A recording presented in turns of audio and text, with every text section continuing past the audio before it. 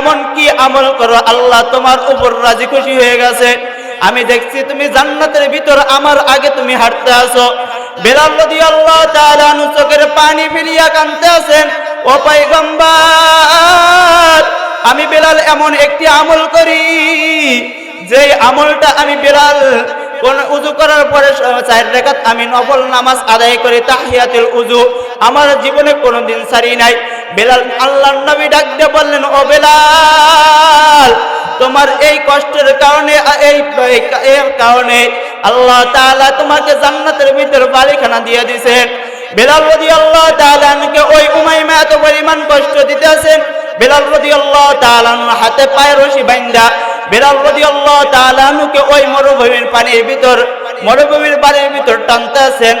বেলাল রাদিয়াল্লাহু তাআলা ডাকতে বলেন, ও আমার রব, আমি দুনিয়ার সমস্ত কষ্ট মেনে নিতে আছি, আমি এই জন্যই মেনে নিতে আছি, কালকে আমাদের ময়দানে আমি শুধু তোমার সামনে সাক্ষাৎ হইতে চাই, আমি কালকে আমাদের ময়দানে আমি জান্নাতের ভিতরে যাইতে চাই। বেলাল রাদিয়াল্লাহু তাআলা আনহুকে আল্লাহর নবী মসজিদে নববীর ভিতর মুয়াজ্জিন বানিয়ে দিলেন। আল্লাহর নবী মদিনা থেকে যখন মক্কায় আসলেন, মক্কা বিজয় হয়ে গেছে, আল্লাহর নবী হযরত আলী রাদিয়াল্লাহু তাআলা আনহুকে ডাক দিয়ে বললেন, ও আলী, দীর্ঘদিন কাফেরদের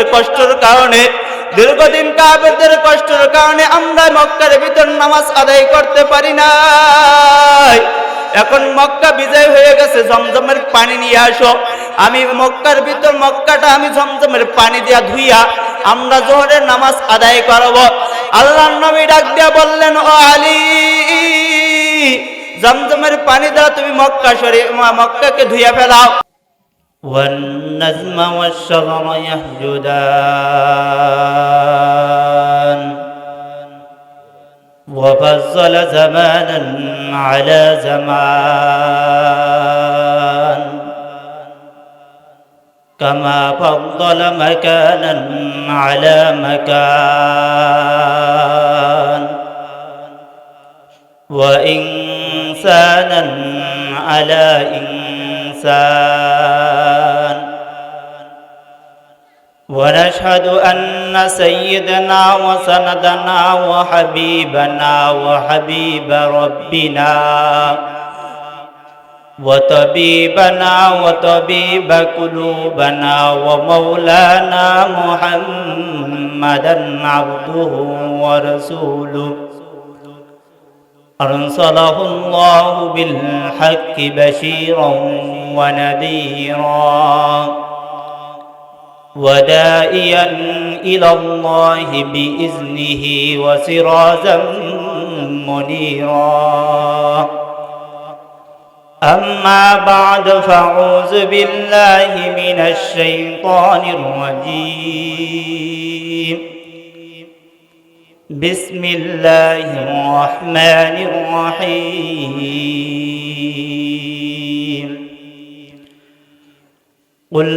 قل إن كنتم تحبون الله فاتبعوني يحببكم الله ويغفر لكم ذنوبكم والله غفور رحيم.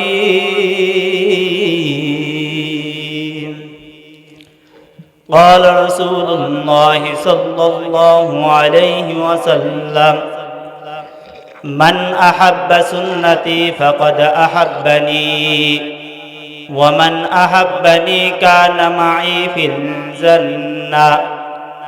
صدق الله المولانا العظيم وصدق رسول النبي الكريم. نحن ذلك من الشاهدين والشاكرين والذاكرين والحمد لله رب العالمين. اللهم صل على روح محمد في الأرواح وعلى جسد محمد في الأجساد وعلى قلب محمد في القبور.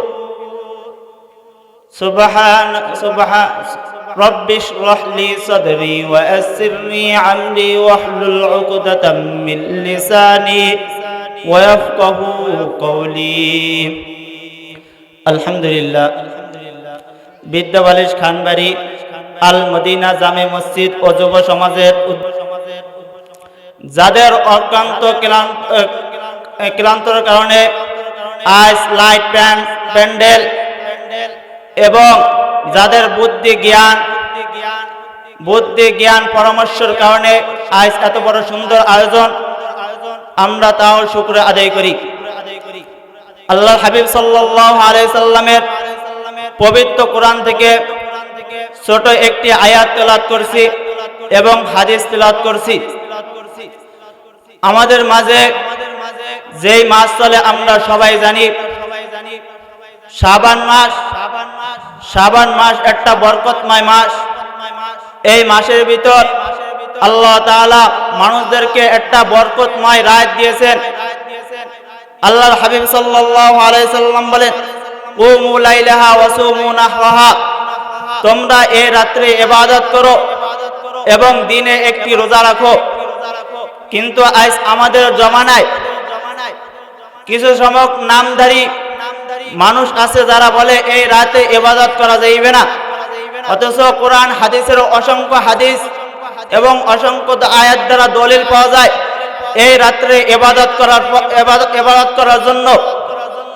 তারপরে সামনে 15 দিন পরে রমজান মাস, সে রমজান মাসে 20 রাকাত তারাবি আজ আমাদের মধ্যে কিছু সংখ্যক মানুষ আছে তারা 20 রাকাত তারাবি মানতে চায় না, তারা মানতে চায় 8 রাকাত তারাবি। তারা 8 রাকাত তারাবি পড়বে এইটা তারা বলে। আজ আমার তাদের কাছে প্রশ্ন, যদি 8 রাকাত তারাবি হয়, আল্লাহ তাআলা তো বলছেন রমজান মাসে তোমরা বেশি বেশি ইবাদত করো। রমজান মাসে একটি ইবাদত করলে, নফল ইবাদত করলে ফরজ তুলনায় সওয়াব দেওয়া হয়। তাহলে রমজান মাসে যদি 8 রাকাত তারাবি পড়ে তাহলে বাকি 12 রাকাত সে নফল পড়ুক। সে দেখা যায় 8 রাকাত তারাবি পড়ে সে বাড়ি যেয়ে ঘুমায়, তাহলে বুঝে নিতে হইবে তারা সুবিধাবাদ, তারা সুযোগ খুঁজতে আছে। যদি তারা 8 রাকাত পড়ার পরে আর যদি 12 রাকাত যদি নফল আদায় করত তাহলে মনে হইতো তারা আদায় করছে নামাজ, কিন্তু তারা সুবিধা বিশ্বাস, সুযোগ বিশ্বাস কিভাবে নামাজ কমানো যায়। তারা হযরত ওমর রাদিয়াল্লাহু তাআলা আনহুকে মানে না। তারা বলেন ওমর রাদিয়াল্লাহু তাআলা আনহু জমানা থেকে 20 রাকাত তারাবি আসছে, কিন্তু আমরা ওমর রাদিয়াল্লাহু তাআলা আনহু কেন মানব? আল্লাহ তাআলার পবিত্র কোরআনের আয়াত এবং নবী করিম সাল্লাল্লাহু আলাইহি সাল্লামের হাদিস দ্বারা প্রমাণিত বলতেছেন তোমরা সাহাবায়ে কেরামদেরকে অনুসরণ করো। আল্লাহ রাসূল সাল্লাল্লাহু আলাইহি সাল্লাম বলেন তোমরা সাহাবায়ে কেরামদেরকে অনুসরণ করো। যদি তোমরা সাহাবায়ে কেরামদেরকে অনুসরণ করো তাহলে তোমরা আমাকে পাইবা। আর যে ব্যক্তি বলে, আল্লাহর নবী বলেন যে ব্যক্তি আমাকে পাবে সেই ব্যক্তি আল্লাহ তাআলাকে পাবে, আর যে ব্যক্তি আল্লাহ তাআলাকে পাবে সেই ব্যক্তি জান্নাতে যাবে। তার জন্য শর্ত হইল সাহাবায়ে কেরামদেরকে অনুসরণ করতে হবে। বেলাল রাদিয়াল্লাহু তাআলা আনহু হাবশী এক গোলাম আল্লাহর হাবিব সাল্লাল্লাহু আলাইহি সাল্লামের কাছে কালিমা পড়িয়া মুসলমান হওয়ার কারণে এত পরিমাণ দামি হয়ে গেছে। বেলাল রাদিয়াল্লাহু তাআলা আনহু একদিন উমাইমার ঘরে বসে আহাদ বলিয়া ডাকতে আছে। উমাইয়া ডাক দেয়, ও বেলাল তুমি কার কথা বলো? বেলাল বলেন আমি আমার মালিকের কথা বলি। উমাইয়া ডাক দিয়ে বলেন তোমার বেতন আগামীকাল হইতে আরো বেশি বাড়াই দেব। বেলাল ডাক দিয়ে বলেন ও উমাইমা, আমি তোমার কথা আমি স্মরণ করি না, যেই মালিক তোমাকে বানাইছে আমাকে বানাইছে সেই মালিকের কথা আমি স্মরণ করি। উমাইমা ডাক দেওয়ার পরে উমাইমা বেলাল রাদিয়াল্লাহু তাআলা আনহুর উপরে আঘাত দেওয়া শুরু করলো। ওই পথে হযরত আবু বকর রাদিয়াল্লাহু তাআলা আনহু যাওয়া শুরু করলো। আবু বকর রাদিয়াল্লাহু তাআলা আনহু বেলালের কষ্ট দেখে সহ্য করতে পারে নাই। উমাইমাকে ডাক দিয়ে বললেন, ও উমাইমা, আবু বকরকে তুমি ছাড়িয়ে দাও, তুমি যদি চাও কত টাকা চাও, কত টাকার বিনিময়ে আবু বকরকে ছাড়িয়ে দাও। হয়তো তুমি যদি টাকার বিনিময়ে না ছাড়ো, তাহলে তোমার মতো একজন দাসী আমার কাছে আছে, এই দাসীর বিনিময়ে তুমি বেলালকে ছাড়িয়ে দাও। বেলাল রাদিয়াল্লাহু তাআলা আনহুকে এত পরিমাণ কষ্ট দিতে আছে। আল্লাহর নবী মিরাজ থেকে আইসা দেখেন, আল্লাহর নবী মিরাজ থেকে আইসা বেলাল রাদিয়াল্লাহু তাআলা আনহুকে ডাক দিয়ে বললেন, ও বেলাল, তুমি এমন কি আমল করো আল্লাহ তোমার উপর রাজি খুশি হয়ে গেছে? আমি দেখছি তুমি জান্নাতের ভিতর আমার আগে তুমি হাঁটতে আসো। বেলাল রাদিয়াল্লাহু তাআলা আনহু চোখের পানি ফেলিয়া কাঁদতে আছেন, ও পয়গম্বর, আমি বেলাল এমন একটি আমল করি, যে আমলটা আমি বেলাল কোন উযু করার পরে 4 রাকাত আমি নফল নামাজ আদায় করি, তাহিয়াতুল উযু, আমার জীবনে কোনোদিন ছাড়ি নাই। বেলাল, আল্লাহর নবী ডাক দিয়ে বললেন, ও বেলাল, তোমার এই কষ্টের কারণে, এর কারণে আল্লাহ তাআলা তোমাকে জান্নাতের ভিতর বাড়িখানা দিয়ে দিয়েছেন। বেলাল রাদিয়াল্লাহু তাআলা আনহুকে ওই উমাইমা এত পরিমাণ কষ্ট দিতেছেন। বেলাল রাদিয়াল্লাহু তাআলা আনহু হাতে পায়ে রশি বাঁধা বেলাল রাদিয়াল্লাহু তাআলা আনহুকে ওই মরুভূমির পানির ভিতর, মরুভূমির বাড়ির ভিতর টানতেছেন। বেলাল রাদিয়াল্লাহু তাআলা ডাক দিয়ে বলেন, ও আমার রব, আমি দুনিয়ার সমস্ত কষ্ট মেনে নিতে আছি, আমি এই জন্যই মেনে নিতে আছি, কাল কিয়ামতের ময়দানে আমি শুধু তোমার সামনে সাক্ষাৎ হইতে চাই, আমি কাল কিয়ামতের ময়দানে আমি জান্নাতের ভিতরে যাইতে চাই। বেলাল রাদিয়াল্লাহু তাআলা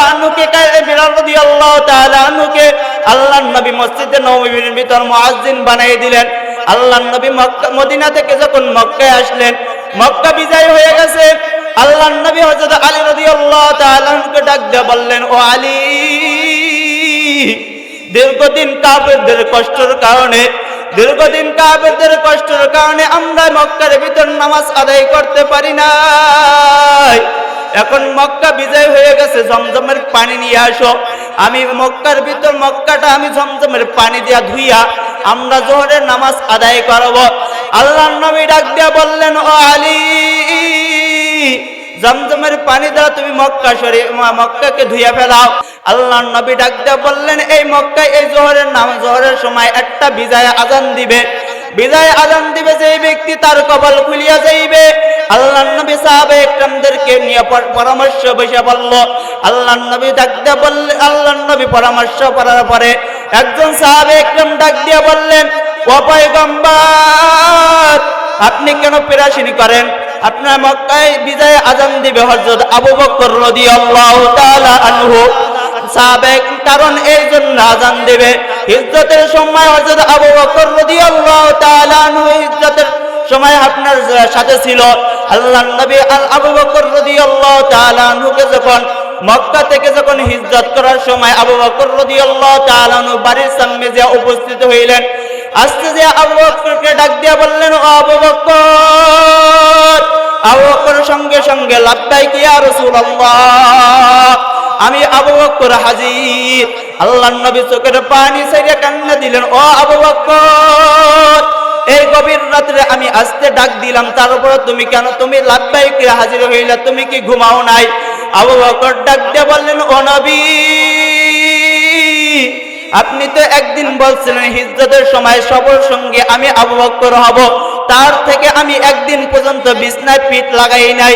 আল্লাহর নবীকে আবু বকর ডাক দিয়ে বলেন, আমি আবু বকর একলাই বিছনায় লাগাই নাই, আমার মেয়ে দীর্ঘদিন পর্যন্ত ঘুমায় না, হিজরতের সময় আপনার জন্য খাবার রেডি করে রাখছে, তাই না? আমার মেয়ে ঘুমায় নাই, তাই নাই, আমি সফরের জন্য 2টি উট ব্যবস্থা করে রাখছি, এই 2টা উটও ঘুমায় না।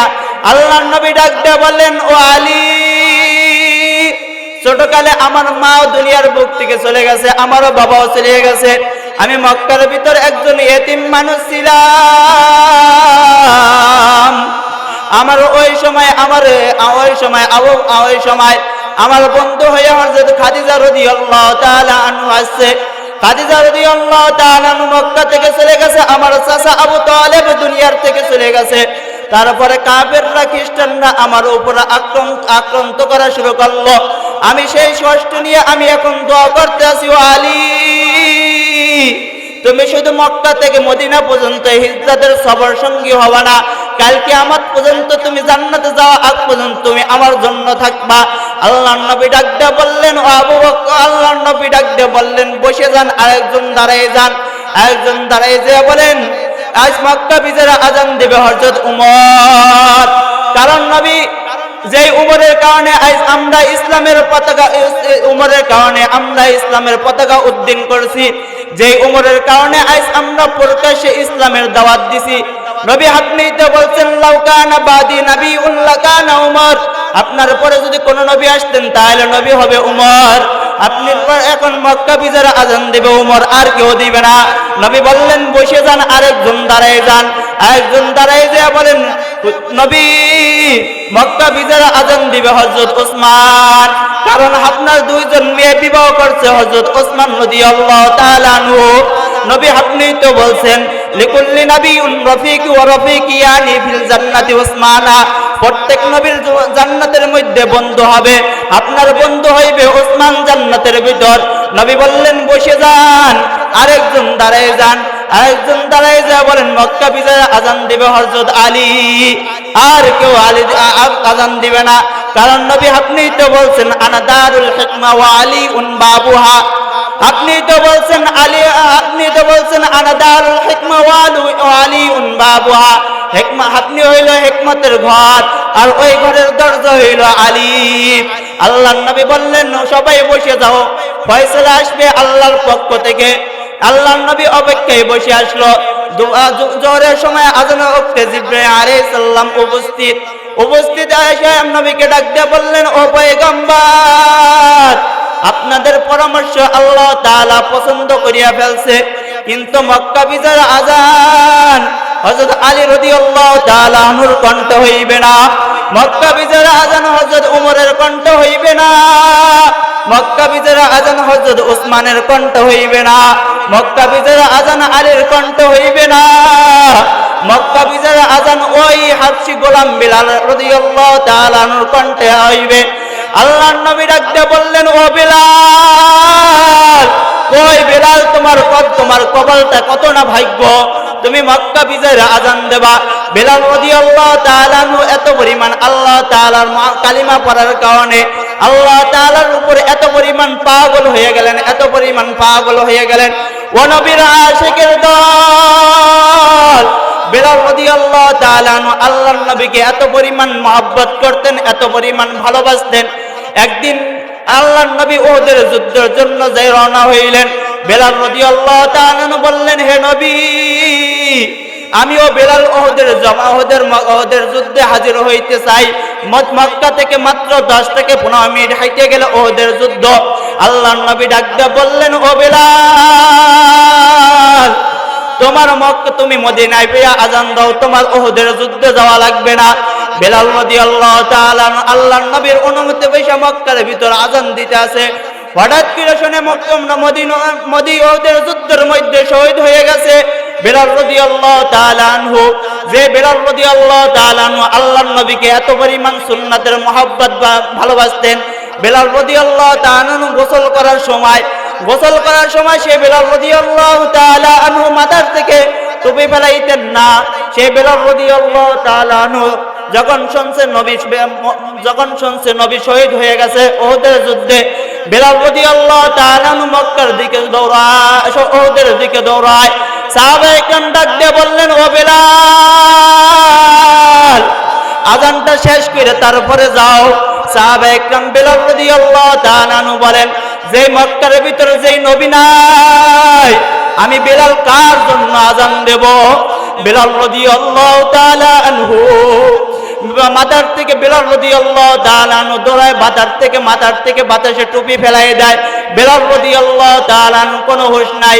ও নবীর আশিকের দল, যে বিলাল রাদিয়াল্লাহু তাআলা আনহু আল্লাহর নবীকে এত পরিমাণ মহব্বত করতেন, ভালোবাসতেন, আজ আমাদের অবস্থা আর আপনাদের অবস্থা, আজ আমরা সাহাবায়ে কেরামদের মতো আল্লাহর নবীকে ভালোবাসি না। আল্লাহর নবী বলেন, তোমরা সাহাবায়ে কেরামদের মতো অনুসরণ করো। যদি সাহাবায়ে কেরামদের মতো তোমরা সাহাবায়ে কেরামদেরকে অনুসরণ করতে পারো, তাহলে তোমরা আমাকে অনুসরণ করবা। আর যে ব্যক্তি আমাকে অনুসরণ করবে সেই ব্যক্তি জান্নাত পাবা।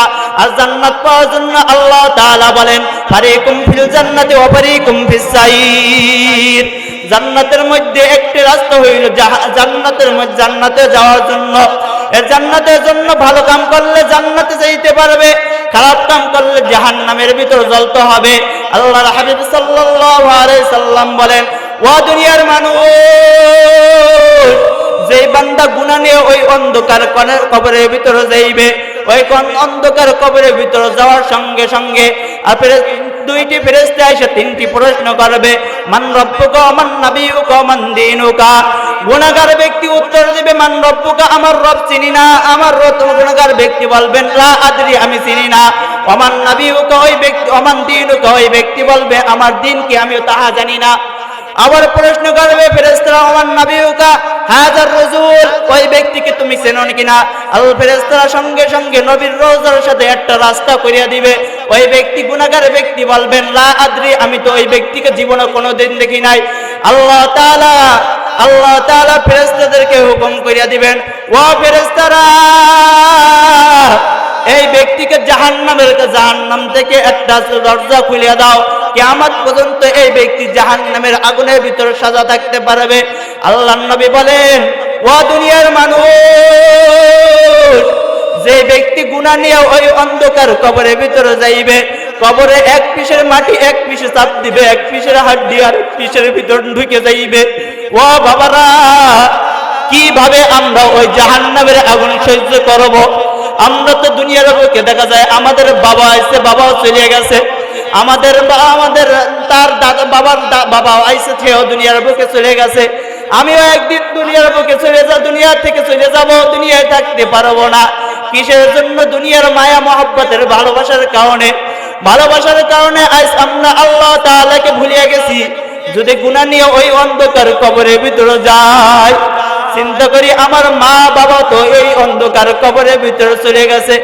আমার মা বাবা আমাকে কত পরিমাণ মহব্বত করতে ভালোবাসতো, ওই মা বাবা অন্ধকার কবরের ভিতরে চলে গেছে। ওই মা বাবা ওই অন্ধকার কবরের ভিতরে চলে গেছে।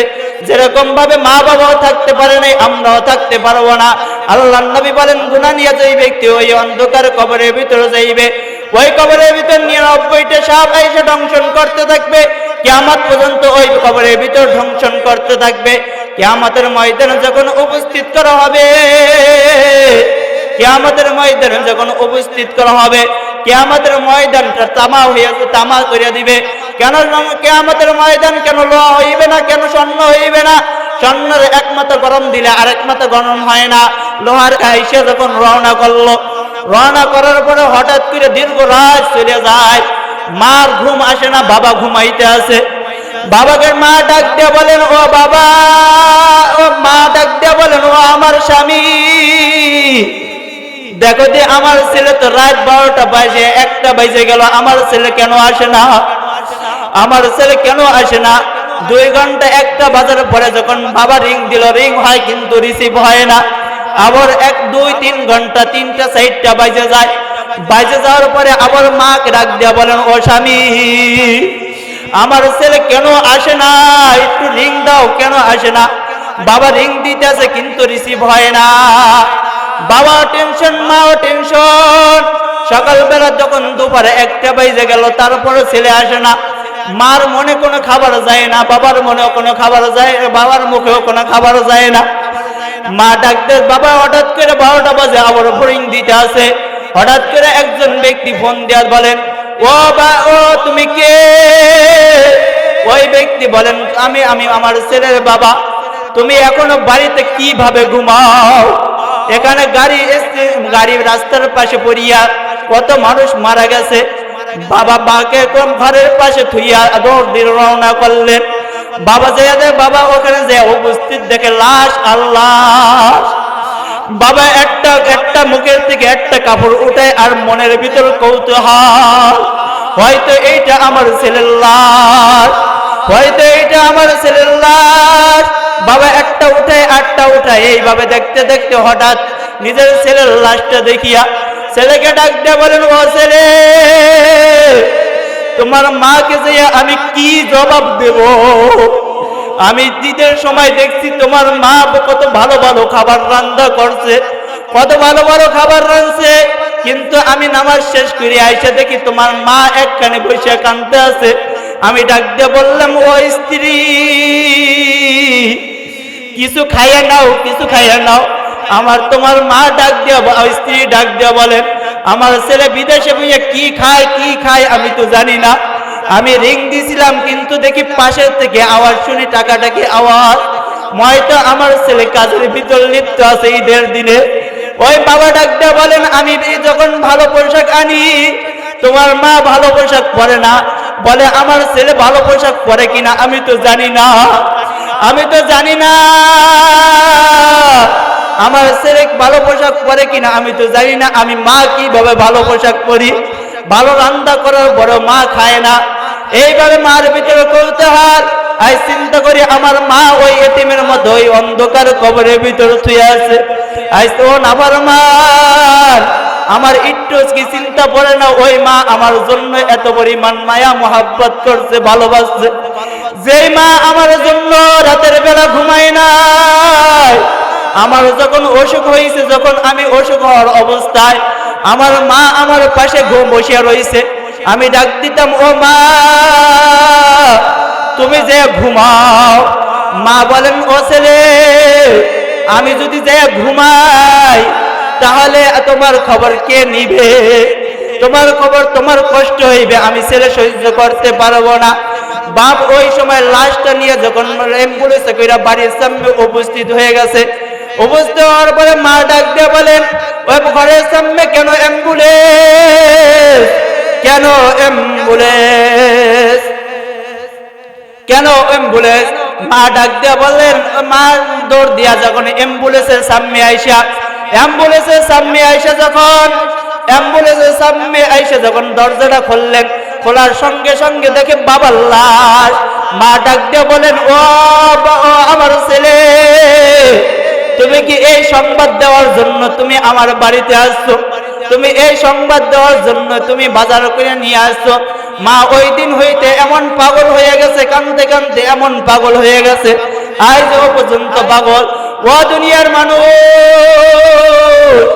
ওই মাকে ওই অন্ধকার কবরের ভিতর থুই আইছি, একটু কি মার কথা মনে পড়ে না?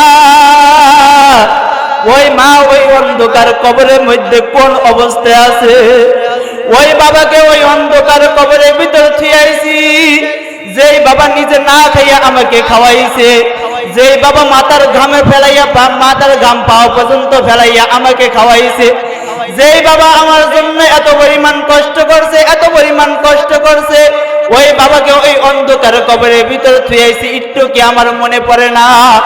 ও দুনিয়ার মানুষ, কালকে আমাদের দিন ওই মা বাবা কালকে আমাদের দিন চিনবে না। আল্লাহ তাআলা ফেরেশতাদেরকে যখন আদেশ করবেন, ও ফেরেশতারা, আল্লাহ তাআলা বলবেন, আমতাজুল ইয়া আইয়ুহাল মুসলিমুন। আল্লাহ তাআলা কিয়ামতের ময়দানে এমন একটা বাসনি দিবেন, আমতাজুল ইয়া আইয়ুহাল মুসলিমুন। ও নাফরমানরা আলাদা হয়ে যা, বা ধানের সিটার ধান থেকে যেইভাবে সিটাটা আলাদা হয়ে যায়, নাফরমানরা উড়িয়া উড়িয়া জাহান্নামের কিনারে ভিতরে চলে যাবে। আল্লাহ তাআলা বিচার কার্য শুরু করবে, জাহান্নামীদেরকে আল্লাহ তাআলা অর্ডার দিবেন, ও ফেরেশতারা, দুনিয়ার বুকে এই সমস্ত মানুষ নাফরমানি করছে, এদেরকে জাহান্নামের ভিতর নিক্ষেপ করো। ফেরেশতারা সঙ্গে সঙ্গে জাহান্নামের ভিতর নিক্ষেপ করার জন্য শিকলগুলা বাঁধবেন, শিকলগুলা পায়ের সাথে বাইন্ধা টানতে টানতে জাহান্নামের ভিতর নিক্ষেপ করবেন। যখন জাহান্নামের ভিতর নিক্ষেপ করবেন, হঠাৎ করে ফেরেশতার মানুষ ডেকে বলবেন, ও ফেরেশতারা, ও আমার ফেরেশতা, ও আমার ভাইরা, আমাদেরকে আল্লাহর আদালতের কাছে একটু সুপারিশ করেন। আল্লাহ তাআলাকে বলেন, আল্লাহ তাআলা আমাদেরকে দুনিয়ায় আবার পাঠায়, দুনিয়ার বুকে আমরা এক বিন্দু আল্লাহর নাফরমানি করব না। ফেরেশতারা ডাক দিয়ে বলবেন, ও নাফরমান, দুনিয়ায় তোকে সুযোগ দেওয়া হয়েছিল, দুনিয়ার বুকে তুই তোর গোলা তোর মাথা অনুযায়ী চলছিলি, তোর কাছে যাইয়া ওলামায়ে কিরাম যাইয়া তোকে কথা বলছেন, হাদিসের কথা বলছেন, আল্লাহর কথা আল্লাহর কোরআন পড়িয়া শুনাইছেন, তারপরে তুই কেন মানুষ নাই? ওই ব্যক্তি বলবেন হায় আফসোস, কেন আমি দুনিয়ার বুকে ওলামায়ে ইকরামদের কথা অনুযায়ী চললাম না, কেন আমাদেরকে কোরআন হাদিসের কথা বলা হয়েছিল কেন চলি নাই, এই জাহান্নামের আগুনের ভিতরে এখন পড়া লাগবে। ও দুনিয়ার মানুষ, যদি আমাদেরকে ওই জাহান্নামের আগুনের ভিতরে ফেলানো হয় আর আমি আর আপনি যদি জাহান্নামের আসামি হয়ে যায়, কিভাবে ওই জাহান্নামের আগুনের ভিতরে জ্বলবো? দুনিয়ার বুকে একটু দুনিয়ার আগুন সহ্য করতে পারি না, কিভাবে জাহান্নামের আগুন সহ্য করব? ও দুনিয়ার মানুষ, একটু চিন্তা করি না, যদি এই অবস্থায় আমার মৃত্যু হয়ে যায়, গুনাহ করতে করতে মৃত্যু হয়ে যায়, ও যুবক ভাইরা, রাতের বেলা কানে হেডফোন লাগায় গান শুনে ঘুমায়, এই অবস্থায় যদি আজরাইল এসে উপস্থিত হয়ে যায়, এই গুনাহগার অবস্থায় যদি আমার জানটা নিয়ে যায়, তাহলে আমার তো কালকে আমাদের ময়দানে আমি জাহান্নামের কাতারের ভিতর উপস্থিত হয়ে যাব। আরে ভাই, আজ আমরা যুবক বয়সে চিন্তা করি আমার তো মৃত্যু, আমি বৃদ্ধ হব, তারপরে মৃত্যু হবে। আরে কত যুবক তো ঘুমার ঘরে মারা যায়। আমি চিন্তা করি আমি ঘুমাই যাই, যদি ঘুমানো অবস্থায় একটু চোখ বুঝতে চিন্তা করি, ঘুমাই যাই, ঘুমানো অবস্থায় যদি আমি না উঠতে পারি, কাল সকালে যদি না উঠতে পারি, আমি যদি আমার মৃত্যুর সঙ্গে আমি যদি মারা যাই, তাহলে আমি কালকে আমি কবরে আমাকে মানুষ আমাকে আইসা সঙ্গে সঙ্গে ঘর থেকে বের করে দিবে। ঘর থেকে বের করিয়া আমাকে ঘর থেকে বেরিয়ে একদল মানুষ যাইবে বাঁশ বাগানে বাঁশ কাটার জন্য, আর একদল মানুষ যাইবে কবর খোঁড়ার জন্য। আমার ঘরে আমাদের ছেলে সন্তান যাইয়া বলবেন, ও ইমাম সাহেব, আমার বাবার কবর না করি, আমার বাবার জানাজা না পড়িয়া কোথায় যাবা না? আমার বাবার জানাজার পড়াইয়া তারপরে যাইবেন। কিন্তু এই অবস্থায় যদি আমার মৃত্যু হয়ে যায়, তাহলে আমার অবস্থা কি হইবে? আজ আমরা চিন্তা করি, রাস্তার মধ্যে দিয়ে আমরা হাঁটা চলা অবস্থায় আমি গুনাহ করি, হঠাৎ করে যদি আজরাইল আইসা খপ করে যদি জাহান্নামে খপ করে যদি গুনাহগার অবস্থায় আমার জানটা নিয়ে যায়, তাহলে আমার অবস্থা কি হবে? আরে ভাই, কেন চিন্তা করি না, কিয়ামতের ময়দানে যদি আমি এই গুনাহগার অবস্থায় আমি আসামি হইয়া দাঁড়াই, তাহলে আমি আল্লাহর আদালতে কিভাবে সাক্ষী দেব? কিভাবে আল্লাহর আদালতে আমি দাঁড়াবো? যে আল্লাহ তাআলা আমাকে দুনিয়ার বুকে এত পরিমাণ লালন পালন করেন, খাওয়ান, যে আল্লাহ তাআলা আমাদেরকে দুনিয়ার বুকে সমস্ত আরাম দিয়েছেন, আয়াত দিয়েছেন, সেই আল্লাহ তাআলাকে আমি কিভাবে ভুলি? কিভাবে আল্লাহ তাআলাকে স্মরণ করি না? কিভাবে আল্লাহ তাআলাকে বুঝি না? ওরে ভাই, ওলামায়ে ইকরাম তোমাদেরকে এত পরিমাণ পায় ধইরা ধইরা বলে কিসের জন্য জানো? একজন রাস্তার পাশ দিয়ে যখন ছেলে সন্তান একজন পুকুরের ভিতর পাশে বসিয়া যখন একটা ছোট বাচ্চা খেলতে আছে পানির কিনারে বসিয়া, ওই ছোট বাচ্চা তো বোঝে না পানির ভিতর পড়িয়ে গেলেই আমি মারা যাব। যে বুঝমান ব্যক্তি, ওই ব্যক্তি তো ছোট বাচ্চাকে যখন টানিয়া উপরে উঠাইবে, ওই ছোট বাচ্চা লাথি দিবে, ফাল দিবে, ঘুষি দিবে। এই জন্য ওই ছোট বাচ্চা তো মজা পেয়ে গেছে ওই পানির ভিতর, খেলার ভিতর, কিন্তু সে জানে না আমি পানির ভিতর পড়িয়ে গেলে মারা যাব। এখন আমরা গুনার ভিতর গুনাহ করতে করতে এত পরিমাণ গুনার ভিতর মজা পেয়ে গেছি। এই অবস্থায় যদি আজরাইল আমার জানটা নিয়ে যায়, তাহলে তো আমি গুনাহগার অবস্থায় আমি জাহান্নামের খাতার ভিতর নামটা লেখা হইবে। তার জন্য ওলামায়ে ইকরাম তোমাদেরকে পায় ধরিয়া ধরিয়া বলতে আছেন, ও বাবারা, গুনাহ করিও না, গুনাহটা ছাইরা দাও। যদি গুনাহ করিও না, তাহলে আল্লাহর আদালতে তুমি কিভাবে সাক্ষী দেবা? কিভাবে তুমি আল্লাহর আদালতে দাঁড়াবা? তার জন্য ওলামায়ে ইকরাম তোমাদের কাছে পায় ধরিয়া ধরিয়া বলতে আছেন, আজ আমরা ওয়াদা করব এই মজলিস থেকে জীবনে কোনদিন যতদিন বাঁচবো ততদিন আর কোনদিন 5 ওয়াক্ত নামাজ ছাড়ব না। আল্লাহ তাআলার গোলামি করব, 5 ওয়াক্ত নামাজ আদায় করব, আল্লাহর নবী সাল্লাল্লাহু আলাইহি সাল্লামের সুন্নাত মানব। আল্লাহর নবীর সুন্নাত মুখের থেকে দাড়ি আমরা ফেলাবো না, পাতায় টুপি দেব, নিজের গায়ে পাঞ্জাবি পরব, এইভাবে নবী করিম সাল্লাল্লাহু আলাইহি সাল্লামের যত সুন্নাত আছে সমস্ত সুন্নাত আদায় করব। মুরব্বিদের সাথে খারাপ ব্যবহার করব না, মা বাবার সাথে খারাপ ব্যবহার করব না। এইভাবে আমরা ওয়াদা করব। ওয়াদা করি আজ থেকে আজ আমরা আমাদের প্রধান ভক্তের হাতে আমরা তওবা করিয়া জীবনের সমস্ত গুনাহ মাফ করিয়া জীবনের সমস্ত গুনাহ মাফ করে এই মাঠ থেকে শেষ মোনাজাত দিয়ে আখিরে মোনাজাত দিয়ে আমরা যাব। আল্লাহ তাআলা আমাকে যে কথা বলার তৌফিক দান করছেন, সর্বপ্রথম আমাকে এবং আপনাদেরকে সবাইকে আমল করার তৌফিক দান করুক।